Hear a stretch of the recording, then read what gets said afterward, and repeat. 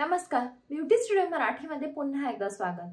तर आज मी तुम्हाला सांगणार आहे की अंघोळीसाठी तुम्ही गरम पाणी वापरायचे का गार पाणी।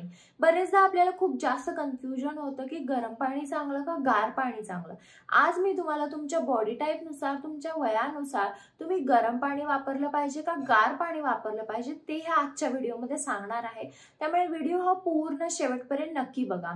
चला तर मग हा आजचा व्हिडिओ आपण लगेच चालू करूया। जर तुम्ही अंघोळीसाठी गार पाणी वापरलं तर तुमचं ब्लड सर्क्युलेशन चांगलं होतं, तुमची मेमरी बूस्ट होते, मेमरी चांगली होते, तुमचं सेल प्रोडक्शन होतं, लंग फंक्शन चांगलं होतं, तुम्हाला जर डिप्रेशन येत असेल तर डिप्रेशन कमी होतं, तुमची इम्युनिटी वाढते आणि तुमचा मूड देखील चांगला होतो जर तुम्ही गार पाणी अंघोळीसाठी वापरलं तर। आता गरम पाण्याचे फायदे बघूया। जेव्हा आपण गरम पाण्याने अंघोळ करतो तेव्हा सगळे जंतू मरतात हे आपल्या सगळ्यांना माहिती आहे। मसल्स आपले रिलॅक्स होतात, शुगर लेवल्स कमी होतात।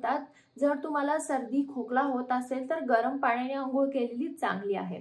तर आता आपण गरम पाणी वापरायचं का गार पाणी, कारण दोन्हीचे फायदे तर आहेत। तर तुमच्यासाठी गरम पाणी चांगले का गार पाणी चांगले ते बघूया। पहिला आहे वय। जर तुमचं वय कमी असेल, तुम्ही कॉलेजला असाल, स्कूलला असाल, तुम्ही शिकत असाल तर तुम्ही नेहमी गार पाण्याने अंघोळ केली पाहिजे। पण तेच जर तुमचं वय जास्त असेल, तुम्ही 40च्या पुढचे असाल, 50च्या पुढचे असाल तर तुमच्यासाठी गरम पाणी चांगलं। आता बॉडी टाइप नुसार, जर तुमची बॉडी टाइप पित्त असेल तर तुम्ही गार पाण्याने अंघोळ करा, कफ आणि वात असेल तर तुम्ही गरम पाण्याने अंघोळ करा। जर तुमचं पोट साफ होत नसेल, रोजच्या रोज जर तुमचं इनडायजेशन होत असेल, पोट अजिबात साफ होत नाही, लिव्हरचा काही प्रॉब्लेम असेल तर तुम्ही गार पाण्याने अंघोळ करा। रोज जर तुम्ही वर्कआउट करताय, एक्सरसाइज करताय तर एक्सरसाइज नंतर तुम्ही गरम पाण्याने अंघोळ करा, कारण जे जंतू असतात ते फक्त गरम पाणीच मारू शकतात। त्यामुळे एक्सरसाइज करत असाल तर गरम पाणी वापरा। आता तुम्ही अंघोळ कधी करता त्याच्यावर पण डिपेंड असतं की कोणतं पाणी वापरायचं।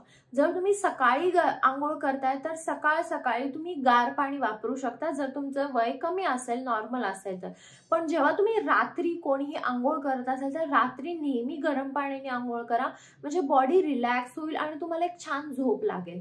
आता आयुर्वेदाप्रमाणे तुम्ही अंघोळ कशी केली पाहिजे, गरम पाण्याने किंवा गार पाण्याने ते बघूया। जर तुम्ही गार पाण्याने अंघोळ करत असाल तर तुम्ही आयुर्वेदाप्रमाणे डोक्यापासून स्टार्ट केलं पाहिजे। डोक्यावर डायरेक्ट गार पाणी घ्या आणि मग तुमची अंघोळ तुम्ही पूर्ण करा। तेच जर तुम्ही गरम पाणी वापरत असाल तर पहिला तुमच्या पायावर पाणी घ्या, तुमच्या हातावर गरम पाणी घ्या आणि मग तुमच्या अंगावर, केसावर तुम्ही गरम पाणी घेऊ शकता। ज्यादा केमिकल वाले साबण वापरू नका, कारण साबण आजकाल खूप जास्त हार्श आहेत। अंघोळीच्या आधी तुम्ही मोहरीच्या तेलाने तुमच्या पूर्ण बॉडीला मसाज करू शकता आणि मग अंघोळ करू शकता। खूप वेळपर्यंत अंघोळ करत बसू नका आणि लगेच पटकन एक 2-3 मिनिटात पण अंघोळ करू नका। तुमची बॉडी व्यवस्थितपणे साफ होईल हे आधी बघा आणि तेवढा टाइम घ्या। तुम्हाला जास्त वेळ पण अंघोळ करत बसायचं नाहीये आणि एकदम कमी वेळात पण अंघोळ करायची नाहीये, मीडियम टाइम घ्या। पण अंघोळ ही एकदम व्यवस्थित करा, घाई गडबडीत अंघोळ अजिबात करू नका। अंघोळीच्या पाण्यामध्ये कडुलिंबची थोडीशी पानं जर तुम्ही टाकली तर तुमची स्किनची हेल्थ, तुमच्या केसांची हेल्थ चांगली राहते। त्यामुळे ही टिप पण तुम्ही फॉलो करा आणि एक्सरसाइज केल्यानंतर नेहमी तुम्हाला गरम पाण्यानेच अंघोळ करायचं हे लक्षात ठेवा। तर हा होता आजचा माझा व्हिडिओ की आयुर्वेदाप्रमाणे तुम्ही गरम पाणी वापरलं पाहिजे का गार पाणी वापरलं पाहिजे। तुम्हाला जर काही शंका असतील तुम्ही मला कमेंट बॉक्समध्ये विचारू शकता आणि हा व्हिडिओ जर तुम्हाला आवडला असेल तर व्हिडिओला लाईक करा, शेअर करा आणि चॅनल सबस्क्राईब करायला विसरू नका। चला तर मग आपण लवकरच भेटूया एका नवीन व्हिडिओमध्ये। तोपर्यंत काळजी घ्या, बाय।